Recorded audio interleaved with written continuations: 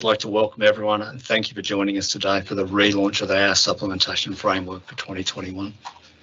Before we get started, the AIS and our fellow National Institute network partners who have contributed to this body of work acknowledge the traditional custodians of the land on which we meet today and pay our respects to their elders, past, present and emerging.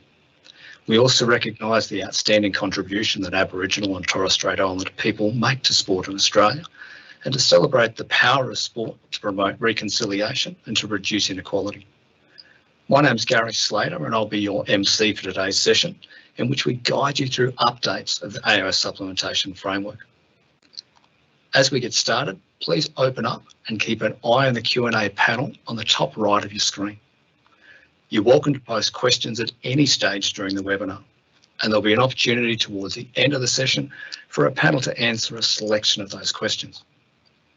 Who's sitting on our panel today? We're pleased to be joined by Benita Lalor.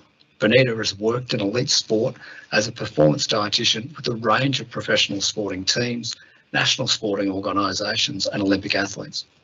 Benita is currently working as a sports science, sports medicine manager and nutrition lead with the Australian sailing team, currently preparing athletes for the Tokyo Olympic Games. Benita is also a performance nutrition consultant with the Penrith Panthers NRL team. Welcome, Benita. Given our supplementation framework aims to positively influence athlete behaviour relating to supplement use, the voice of an athlete is important. I'd like to offer a warm welcome to Jemima Montag. She's the current Commonwealth Games gold medalist in the women's 20k racewalk and placed in the top 10 at the 2019 World Track and Field Championships in Doha. Jemima is currently preparing for her first Olympic Games in Tokyo.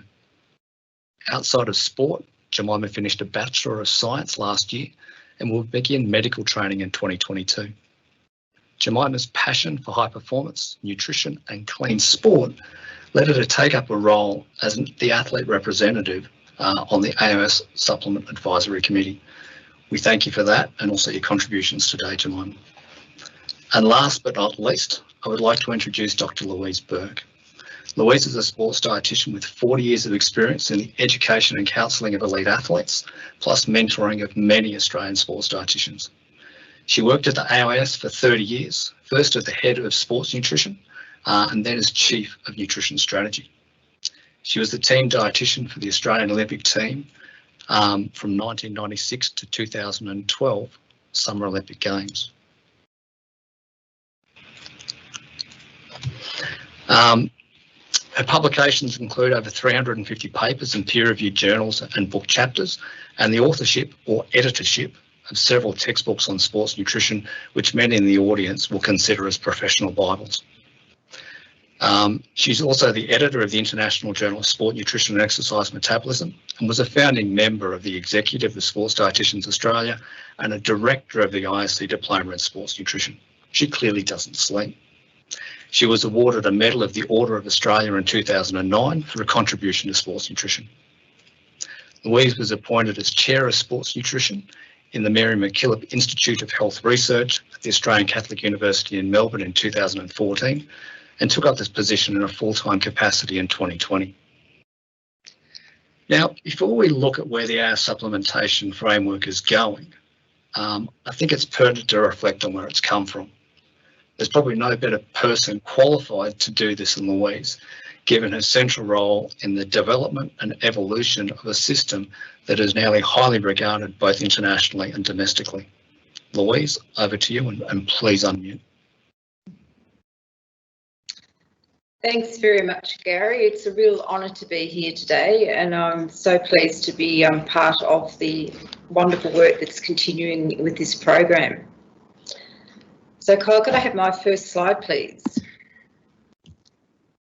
So sometimes I wonder whether I'd still be working if I was paid $1 for every time I've had to answer this question. And I can think back to the very early days of my career, particularly at the Australian Institute of Sport. Kyle, next slide. And back then it was a really simple question to answer because we believed in black and white, and there were the good guys, which was the sports dietitians, And our job was to give a message to athletes that took on the bad guys, the supplement industry. And our message was, all we need is a balanced diet. There's no need to take supplements. And so this was really the way that we drove practice and the messaging around supplements for the first 10 years of my time at the Australian Institute of Sport. Kyle, next slide. But in 2000, we started to look at our practice with a bit more insight to see how we were engaging with athletes and how influential we were in having sports nutrition plans guide their performance goals. And we started to see there was an unravelling of what we wanted to be.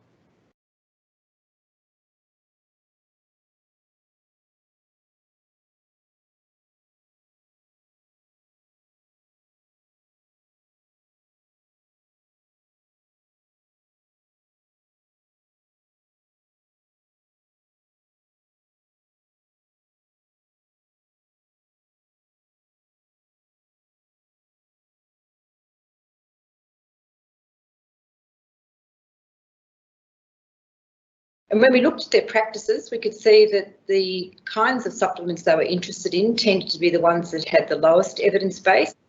And even the ones that did have a good evidence base weren't being used correctly because we weren't involved in their practice.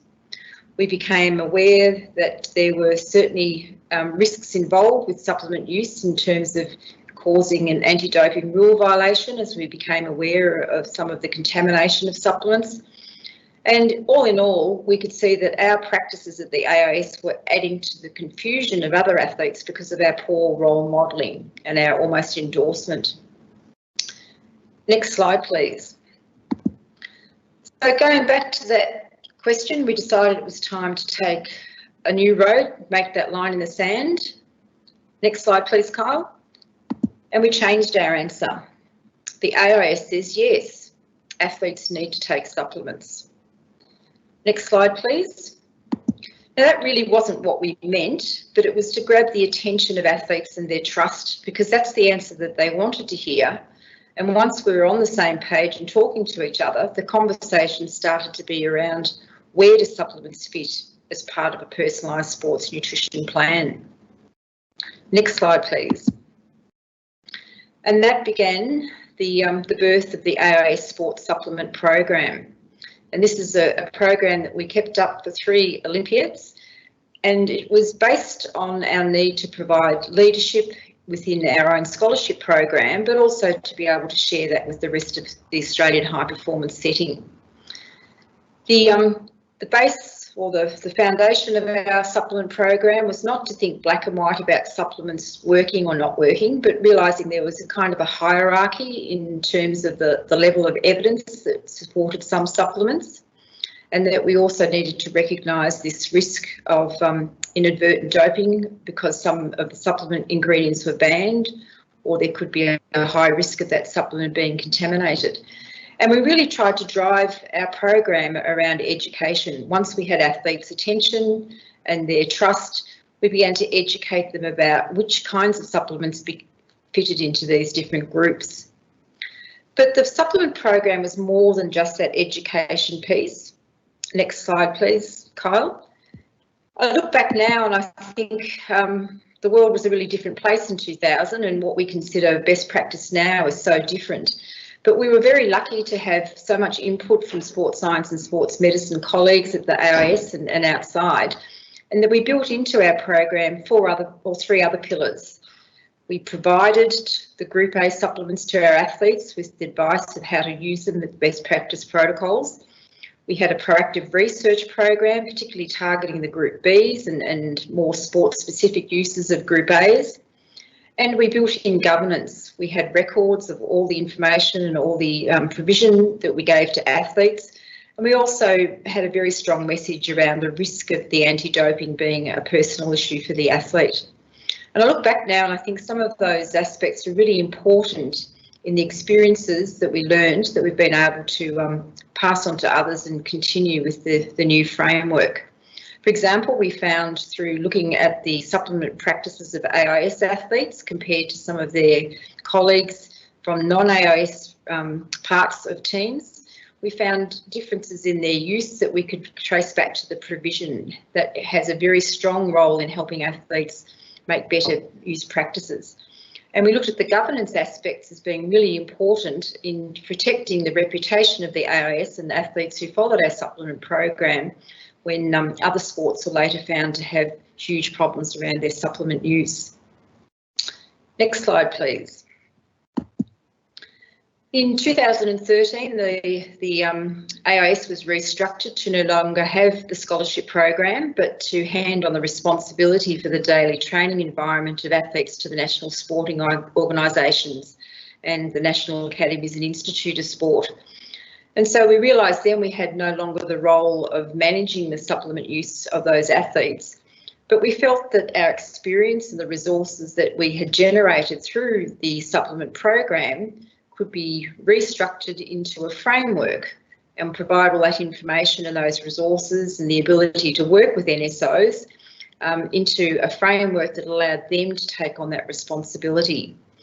And so over that period, we allowed the framework to continue to evolve and to continue to be resourced, but keeping an eye on what its relevance would be in the new structure, particularly as the AIS continued to change its framework of interaction with NSOs and to want to try to have that leadership role. Next slide, please. And it's interesting, during that time that other people in this high performance network started to see the experience of the AIS supplement program and then framework and to change their own philosophies and their own messaging around supplements. And here you see the International Olympic Committee in 2018 had a major philosophical change in that previous messaging around supplements not being part of a sports nutrition plan to recognising that they do play a role, and there are ways that athletes can be more pragmatic with the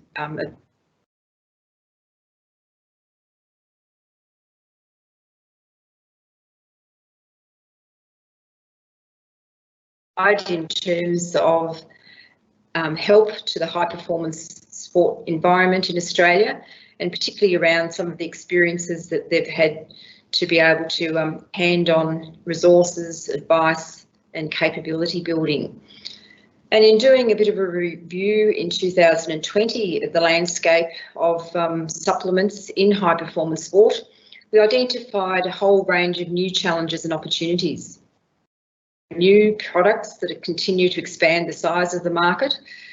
We are critically aware of the anti-doping issues remaining a large concern around the use of supplements, but we also welcome the fact that there's now more opportunities to get batch testing and auditing of supplements that we can provide to athletes. We recognise there have been changes in the regulation in both supplements with TGA and changes that are coming to the FSAN's oversight over sports foods. And we're also recognising that there's now a crossover or a blurring of what we considered traditional foods with this whole new area of fortified foods and functional foods, which may have very many overlaps with sports foods and supplements. There are now new roles for Sport Australia and Sport Integrity Australia around sports supplements, and very clear responsibilities for how the national sporting organisations and practitioners and coaches and athletes need to behave with their use of supplements. But it's also really great to see that there's been much increase in the capability of NSOs and other agencies around managing supplement programs and policies.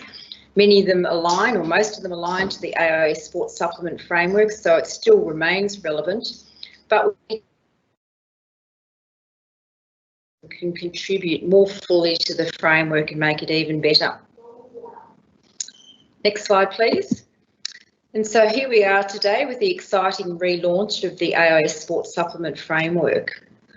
This, if you will give Gary some clear and listening today, you'll hear more about what's available and some of the new activities and new resources that go to make up this new framework. I can point out there are many contributors and around this framework and the supplement landscape. and that there'll be continual evolution of both the resources and some of the messaging that's behind this. And one of the things we'll be talking about very soon is a very special report that's been done led by Kerry O'Brien, a sports dietitian, and Greg Shaw, Greg Cox and others, in which they've been able to take this very confusing area of protein fortified foods to see where they cross over with supplements and where their use. Next slide, please. So I'll leave you to listen to Gary and to enjoy hearing about all this work that's going on, but just I'm very proud of the involvement of the AIS in this space, and I'd particularly like to thank and recognise the involvement of AIS Sports Science, Sports Medicine for so many years, particularly the AIS Sports Nutrition in the background to this work that we'll talk more about today. And remember that even though we are talking to athletes about supplements, and sometimes people feel that that's encouraging them to use it, the messaging is very clearly around individual responsibility and making informed decisions about whether something is safe, permitted in the sport, and has evidence that it actually works. And just finishing off with the last slide, in recognising what we're seeing today, I'd just like to point out that we do great work in the Australian space, but this is also very internationally recognised. And just moments ago, I saw on Twitter that this today's ceremony has been recognised already, and you can see the great credibility that this framework has in the eyes of our colleagues overseas. So thank you very much for the opportunity to continue to be involved in this wonderful program, and I pass over now to Gary so that we can celebrate more of what's on offer.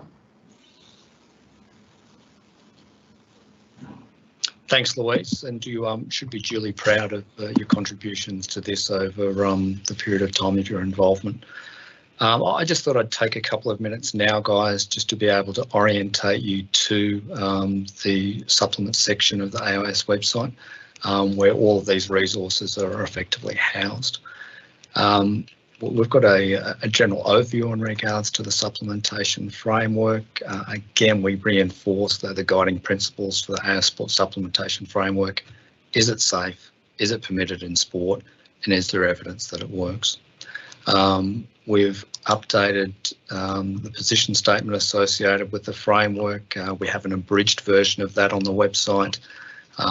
And we have a more detailed resource coming onto the website that Louise has invested a significant amount of blood, sweat and tears to reflect on the evolution of this program over recent years. There's recognition of the change in the governance of the program, where we now have a steering committee who can talk directly to the AIS executive, the advisory committee, which is the front of house, if you like, the engagement with the NIN and NSOs, and then the geeky scientists like me that sit out the back and try and help to make some decisions in regards to where these supplements might sit. A lot of the messages associated with the ABC classification system has not changed because it's so familiar to people, and for me it makes a lot of sense. If we look through the Group A category products, the subcategories have not changed, although the report that's just been finalised associated with the protein fortification of foods has made us consider whether or not we need to explore another Group A subcategory of fortified foods, because it's a space that we know both practitioners and athletes have concerns about and want some further clarity on. If we take a deeper dive associated with specific examples within the subcategories, really the only product that's changed within this Group A categorisation has been the incorporation of zinc into Group A medical supplements. It had previously sat with vitamin C as a six-pack. That was a sick pack, not a six-pack. It won't. Taking zinc and vitamin C will not give you a six-pack. And perhaps the most recent research would suggest that would have less of an effect if you are sick as well. But we've transitioned zinc into a Group A medical supplement, and vitamin C, you'll see, actually sits with antioxidants in the Group B. There has been no changes to the performance supplements within Group A. It remains with caffeine, beta-alanine, bicarb, nitrates, creatine and glycerol. Transition down to the Group B products, those ones in which there is emerging research to be able to support their considered use as part of a performance nutrition program. The subcategories have changed slightly. We still have food polyphenols and antioxidants. There is now a new group called Tastants, which is effectively looks at 3 different products: menthol, transient receptor potential channel agonists, and quinine as having potential application. Menthol from a perceived pre-cooling perspective, TRP channel agonists for the potential delay in onset of cramping, and quinine to potentially have a direct influence on high-intensity exercise performance. Well, we also have a smaller group of other products, including collagen supplements, curcumin, ketone supplements, fish oils, and carnitine, but they were all previously on there. Historically, within the Group C products, we've chosen not to actually name names, in part from previous learnings, recognising that people went straight to that listing under the perception that these were the things that actually worked, when in fact the science suggests that there isn't legitimate research to be able to support them, or there hasn't been any emerging research to be able to support. We've named a couple of products in this instance, and that is specifically products that have been previously categorised as Group B products, for example HMB, and we've made the decision that the research has not continued to evolve to support its continued classification as a B group product, and so it would move back to Group C. There are 3 other products that were put forward by practitioners across the high performance system for consideration as Group A or Group B. That included magnesium, alpha lipoic acid, and prebiotics. The decision was made to keep them in Group C. We thought it was pertinent to be able to provide a summary associated with those products, so that practitioners could look at the latest research associated with them, but they'll remain on our to watch list for our annual review of the framework. There's also a summary associated with those products on the website.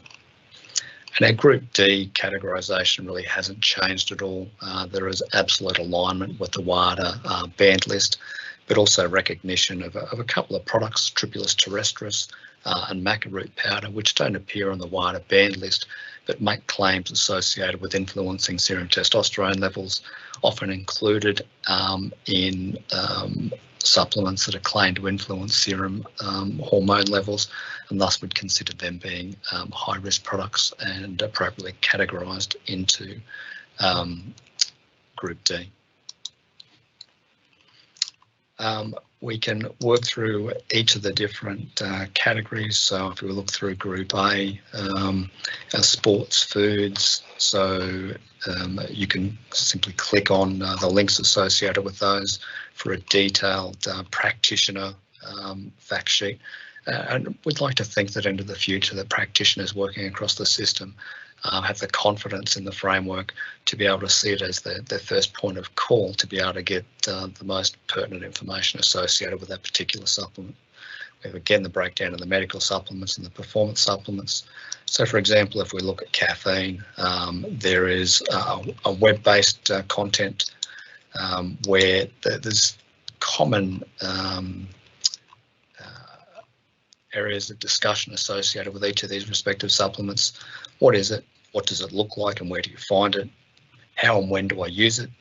Are there any concerns or considerations, and where can I find more information, as well as key references associated with those particular supplements?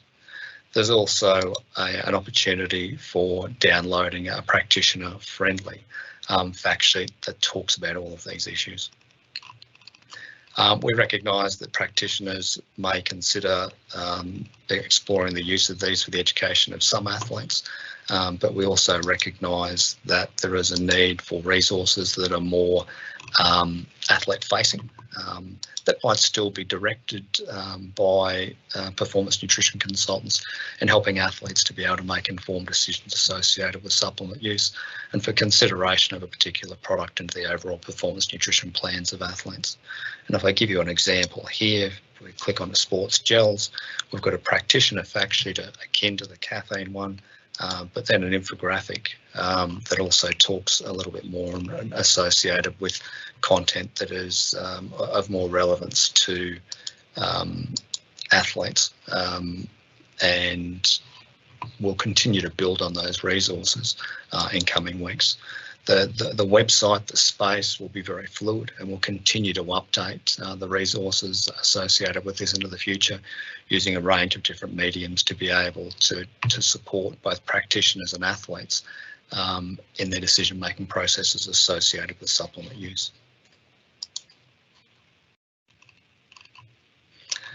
So that's enough about the actual website. I'd encourage you guys to jump onto the site in coming days and weeks and continue to come back on a regular basis as we continue to update resources associated with the framework.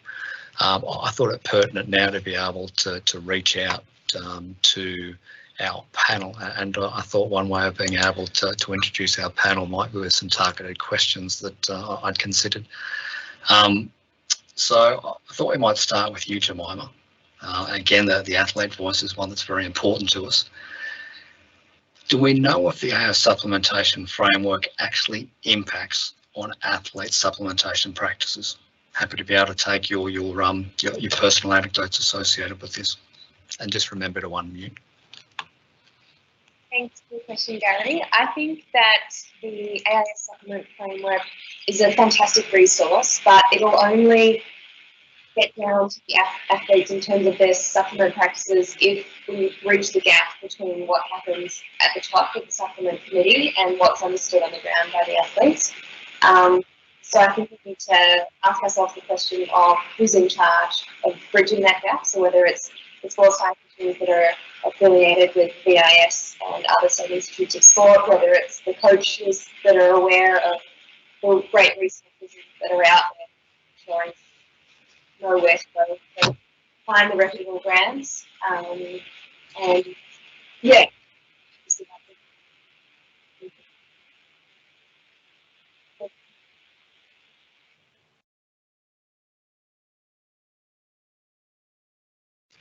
Just looks like you'd frozen there on us, Jemima. Give me your elevator speech. Is everything good now? Yes. Your video's frozen, but I think we can still hear you. Great. So I guess my take home from that, Jemima, is it's reinforcing to us how important your role is on the Athlete Advisory Committee, that we actually hear that athlete voice. So rest assured I'll be continuing to reach out to you into the future. I've got one for you, Benita, as a very experienced practitioner working for an NSO. If I'm another practitioner working in the system, which supplement guidance should I be taking? The AIS, the NIN that I collaborate with, or my sport guidelines? Just remember to unmute yourself. Thanks, Gary. I think the majority of NSOs, and it's definitely the case for Australian sailing, most supplement policies or guidelines uses the AIS Sport Supplement Framework as its foundation. So I think initially for practitioners to be guided by the policy or guidelines of your NSO, which will provide some context of supplement use in a specific sport environment. I definitely see the key role of the NIN practitioner to assist with the athletes with the integration of these policies into their overall performance nutrition plan. And that probably reinforces what Jemima was saying about whose role is it to feed the information down. So I suppose that the short answer would be it is likely to be a combination of both the supplement framework, the NSO supplement policy guidelines.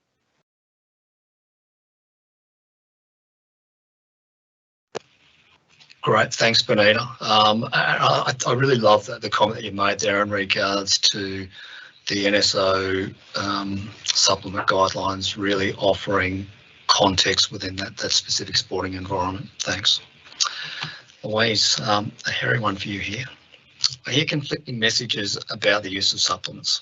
On the one hand, you have the framework advocating for the consideration of supplement use when used strategically as part of an overall performance nutrition plan. However, on the other hand, we're told by Sports Integrity Australia that all supplements have a doping risk of some kind, which is why we recommend a FoodFirst philosophy. If you want zero risk, use zero supplements. Look, life is not black and white. Like we often hear messages, and even though we have to respect Sport Integrity Australia's real focus on anti-doping issues and how to protect athletes, there is another side of the use of supplements, which is around their ability to be able to support a nutrition plan. Many of the medical supplements or the sports foods are just providing everyday nutrients, but in a more convenient form for athletes to meet their nutrition goals. And so that's saying that FoodFirst is the underpinning foundation, but there's times when FoodFirst can't meet the needs of athletes. And then we do have these evidence-based products that can enhance sports performance directly or indirectly support an athlete to meet their training and nutrition goals. So we have a broader and more pragmatic view of supplements. Nothing in life is risk-free. Even in the case of the use of foods, taking that FoodFirst policy, there are some types of foods which can be a source of contamination. So what we need to do is work with athletes to navigate this tricky real-life situation where decisions are made on a balance of risk and looking at what the possible benefits, the rewards could be through including some supplements and sports foods in that FoodFirst. The benefits while minimising the risks involved. And I think that's where we've been leading the world in trying to work with athletes and being pragmatic. And I think, as I said, nothing is ever easy, but that's why we think that our framework, but particularly the sports science, sports medicine practitioners and all the other people who are part of it, are really special people in the lives of athletes, helping them to negotiate that those tricky waters. Thanks, Louise. It really does reinforce that it's a more complicated discussion, and one that an athlete would really benefit from discussing with a sports dietitian, where they can talk about the pros and cons and how it might fit within their overall performance nutrition strategies. We're getting some questions in from the audience, and this one's I think probably best directed for yourself, Louise, and I know it was one that we gave consideration to. What is the view on quinine and potential cardiac complications in view of its positioning in Category B? That's a great question. I think what we've been able to see so far with the literature is very, very early signs that it may have some benefit, but in very small range of sports and only under very special conditions. So even if we are thinking about the use of quinine, it would be in concentrations that are considered safe, and we're yet to get the evidence around how effective it is or the range of situations that might be used. And that's a really good way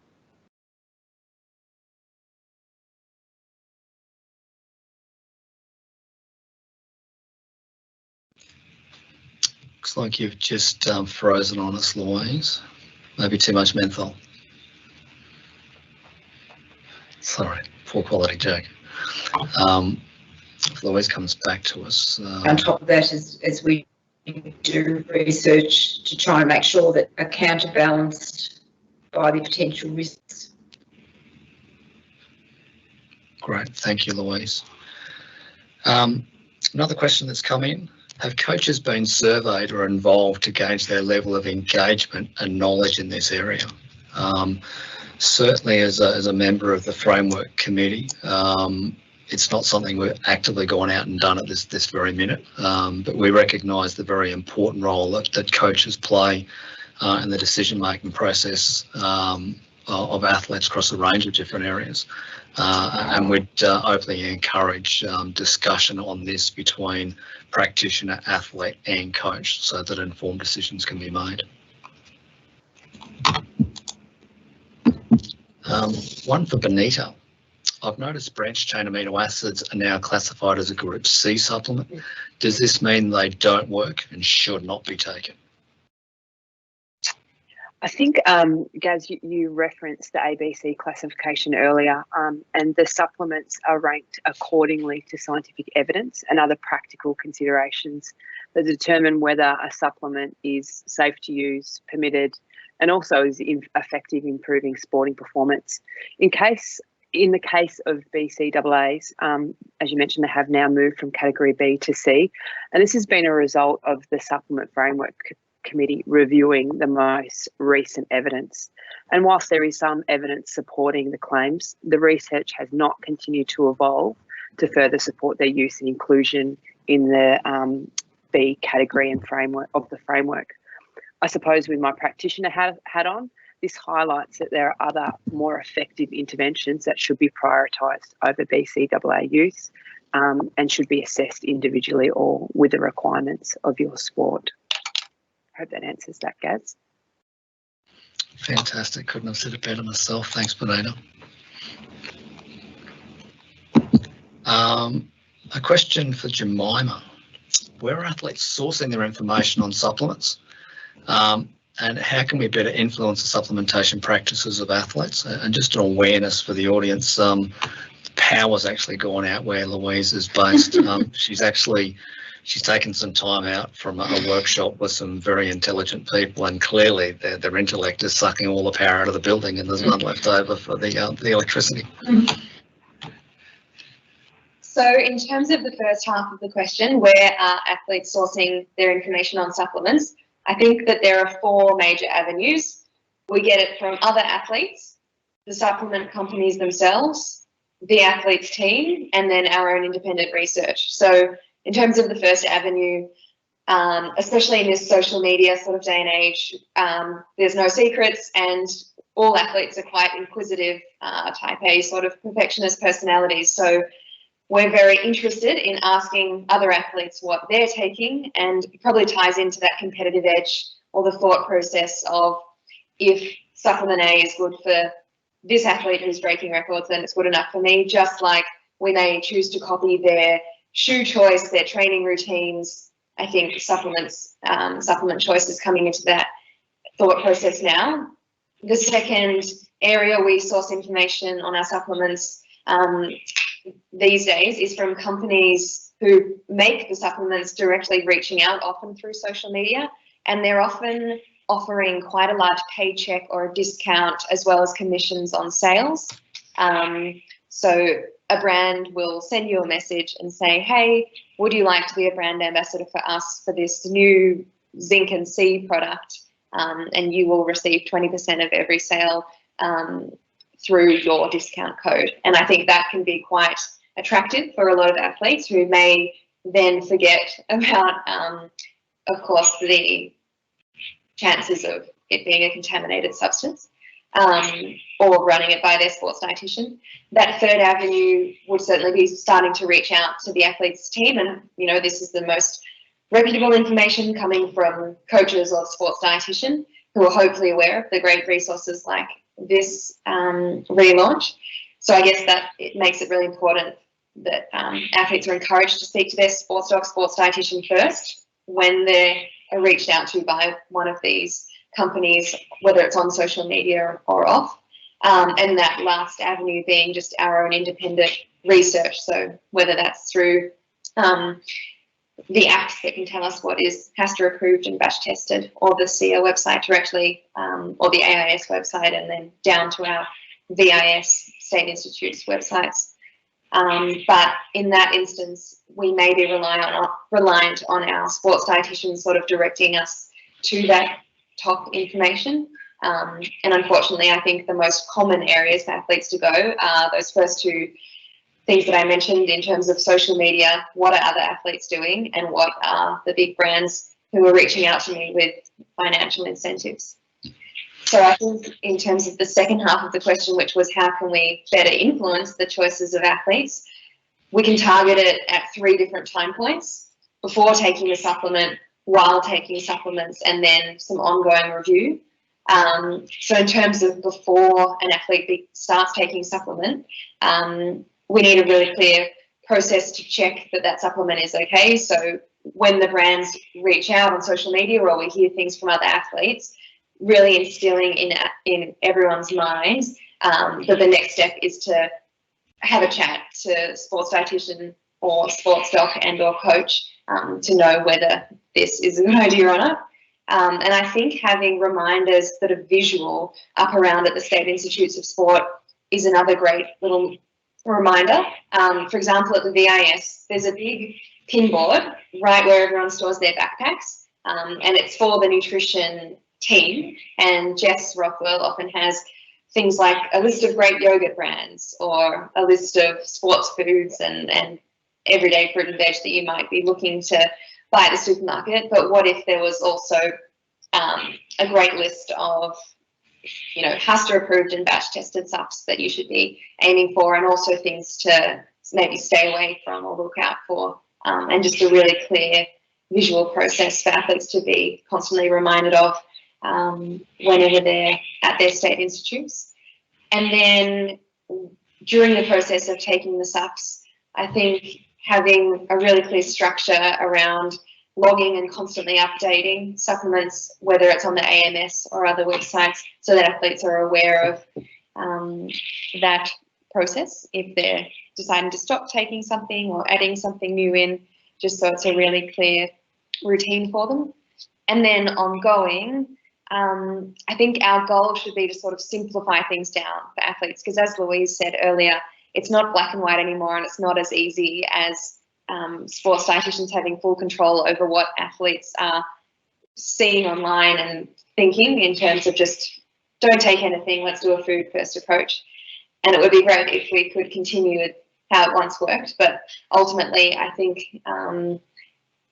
there's so many different supplement brands that we're seeing every single day online, and to make it easier for the athletes by just simplifying things down, having really clear-cut routines and measures in place so that we know I'm interested in taking this thing, but beforehand I'm definitely going to have a conversation with sports doc, sports dietitian and or coach and run it through these different apps or websites or flow diagrams like what's on the AIS website, and that'll just enable greater clarity and to have greater influence on the supplement practices, I think, of athletes.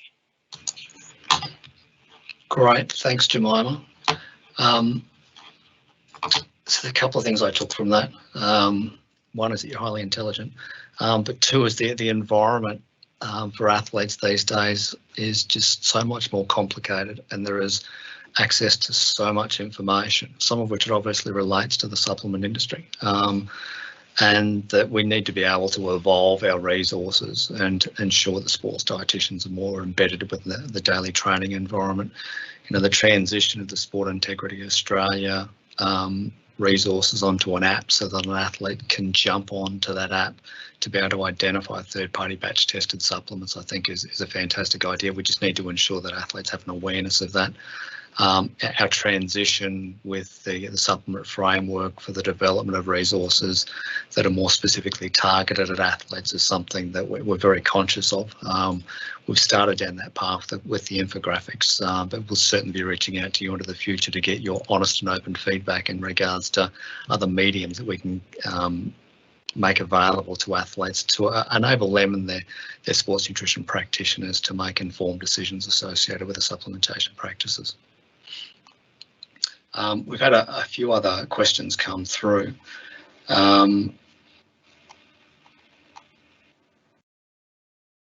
This one, I'm happy to open this one to anyone on the panel. How are we addressing the risk of multi-ingredient supplements, and how does the framework help practitioners navigate the risk of these supplements pose?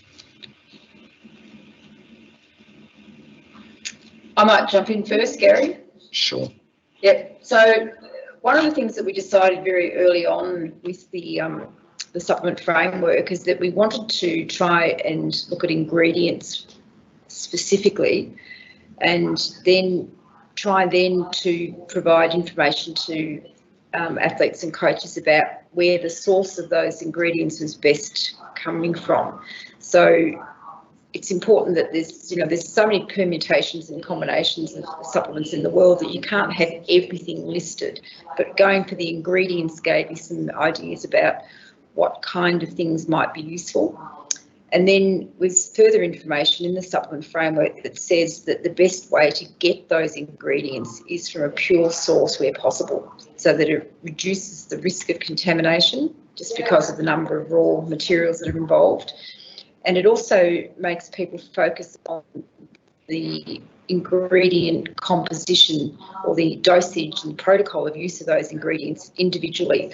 Often when you look at these multi-ingredient products, they're not only more risky in terms of contamination, but sometimes when you look at all the doses of things, they're not always effective levels. In some cases, there's just a very minor presence of something, so it makes the product look really terrific when it's got 25 ingredients, but it really doesn't, even if it's an evidence-based product or an ingredient, it sometimes doesn't meet the criteria for the best protocol of use. So we would still suggest that even when you might be wanting to use a combination of supplements in the same time, because some things work for the same kind of sport, you might be using caffeine and beetroot juice and bicarb at the same time for the same event, we'd still suggest that the best way to use separate products which are pure versions of those ingredients, so you're in total control of what you're using rather than trying to get that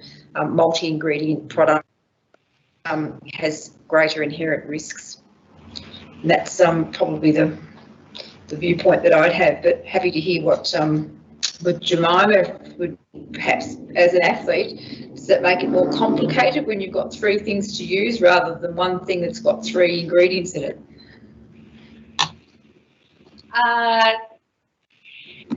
I guess it's a little more complicated, but it's outweighed by having the peace of mind that they would be cleaner sources with less risk. So personally, I'd prefer to have the 3 separated out.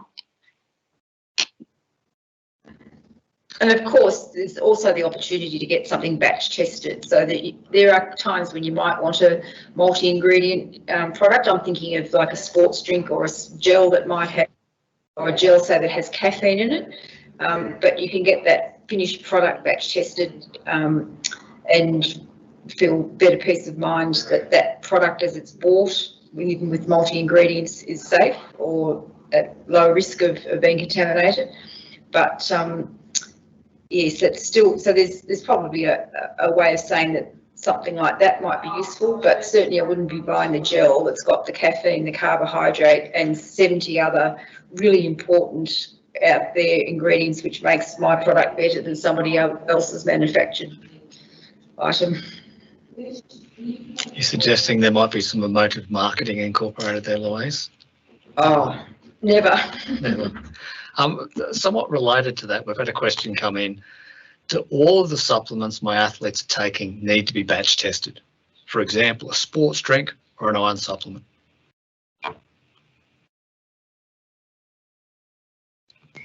Benita, do you want to take that one as the practitioner who makes the sort of final decisions about some things? Yes, I'm happy to, Louise. I think the message that I definitely give to all the athletes that I work with is there is a level of risk of taking any supplements. So my preference would be that anything that we recommend or provide has had that third-party batch tested products. In saying that, there's some products that are in a lower risk category, like a sports drink that is just a carbohydrate electrolyte mixture, that may not have to have undergone a batch testing procedure for it to be safe and effective for an athlete to use. Is there anything else, Gaz, that you'd like to add to that? No, look, I think this is an interesting one where there's probably, you know, working within practitioners, professional discretion is of relevance. I try and take a pragmatic approach with this, and recognising there are some products that carry an extremely low risk, and I'm probably less concerned about a person utilising one of those products that may not be batch tested, or there isn't a batch tested product available. And, you know, things like some of the medical supplements would be examples there, or the example Louise used previously with things like sports drinks. But once someone was transitioning into a multi-ingredient product, for example, are they to be advocating that, as Louise and Jemima had alluded to, that they use those products separately, the ingredients separately, or as an absolute minimum, only make use of a third-party batch-tested product. We've had a question come in, looks like someone that's on the website already. I see that there is only infographics for the sports gels at the moment. Will there be an athlete infographic for all category A supplements? Yes, there will be. We've been working madly in the background to be able to convert our fact sheets into athlete-friendly resources, but making sure that we're putting that through an appropriate screening process. And we've got a number of those ready to be loaded up, and they should be available before the end of the week. So again, please make sure that you keep an eye on the website and come back to it on a regular basis for updates associated with a range of additional resources. Gary, I might just jump in there and just reiterate what you've just said, that it's lovely to have a finished product, but we consider this a really evolving area, and so it's important that we create habits in people that they'll keep coming back to the website. So knowing that it's continually having new things added to it might make people feel it's not a static resource, but it's something that they'll regularly come back and make use of.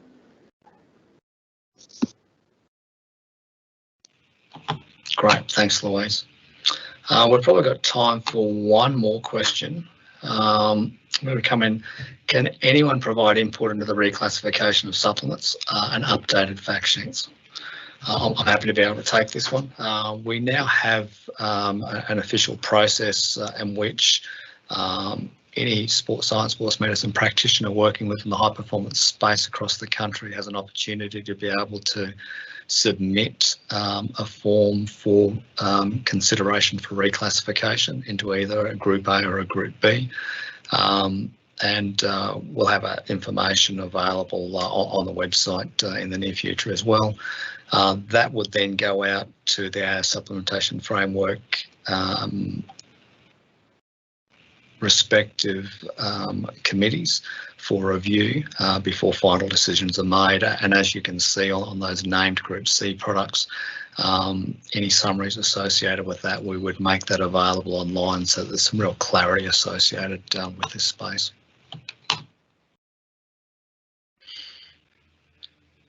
Guys, we've pretty much run out of time. I'd like to thank the panel members for their contributions today, and also ongoing into the future with their respective commitments with our respective framework committees.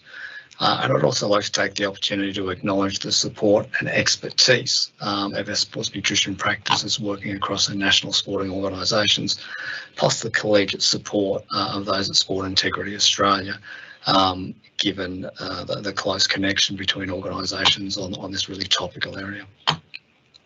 I hope you've really enjoyed today's session, and I'd really encourage you to jump on to the website and have a look at the resources that we've updated on the website, and the reclassification into our Group A's, B's, C's and D's.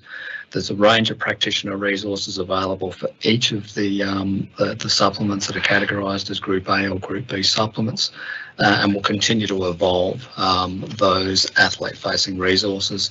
As I've alluded to, we've already got a range of athlete-facing infographics, but we hope to also be able to complement that with a range of other resources that are more directed and can be more accessible for athletes. So thanks again for your contributions, guys, and I look forward to seeing you again into the future.